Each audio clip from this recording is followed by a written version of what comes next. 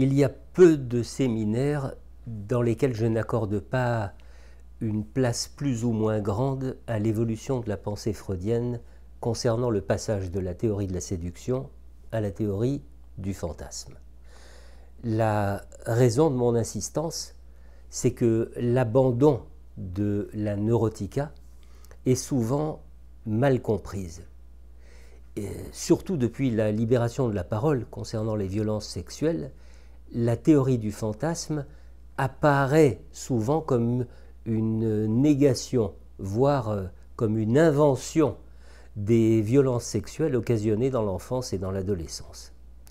Or, sur ce point, les textes freudiens sont parfaitement clairs.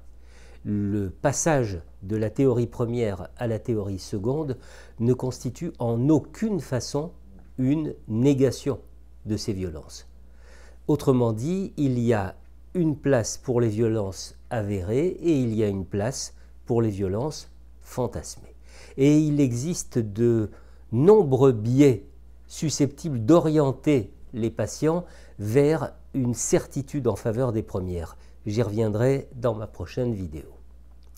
Alors, si vous avez lu le cas clinique de l'homme au loup, l'une des 5 psychanalyses, vous avez certainement noté la ténacité, la persévérance, pour ne pas dire l'acharnement de Freud à tenter de découvrir la réalité de la scène primitive, sa vérité historique dans l'enfance du patient. Sergueï Pankeïev a-t-il réellement observé un coït par derrière entre sa mère et son père? Peut-il vraiment se souvenir de cette scène alors qu'il n'était âgé que d'1 an et demi? La scène est-elle authentique ou a-t-elle été fantasmée? L'observation d'accouplement chez des animaux aurait-elle généré un fantasme rétroactif chez le patient? Eh bien, Freud ne parvient pas à trancher. Et il finit par se dire que, eh bien, au fond, peu importe. C'est-à-dire que la scène ait été réellement perçue ou qu'elle ait été imaginée, une chose est sûre. Elle a entraîné chez Sergueï Pankeïev des changements profonds. Angoisse de castration, séduction faite au père, compulsion religieuse, donc un impact majeur sur sa vie.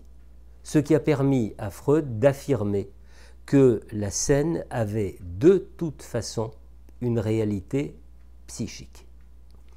Ce qu'il est important de souligner, c'est que tout enfant doit en passer par un certain nombre de fantasmes originaires. Que la réalité de ces fantasmes soit issue d'une nécessité biologique ou phylogénétique, ou qu'elle soit le fait d'une expérience vécue dans l'histoire du patient. Et peu importe qu'il y ait contradiction entre ces deux courants. J'aimerais savoir, écrit Freud en 1917, si la scène primitive, dans le cas de mon patient, était un fantasme ou bien un événement réel. Seulement, poursuit-il, eu égard à d'autres cas semblables, eh bien, il faut convenir qu'il n'est au fond pas très important que cette question soit tranchée. Les scènes d'observation de coït des parents, de séduction dans l'enfance et de menaces de castration sont incontestablement un patrimoine atavique, un héritage phylogénétique. Mais elles peuvent aussi constituer une acquisition de la vie individuelle. L'enfant a recours à cette expérience phylogénétique là où son expérience personnelle ne suffit plus.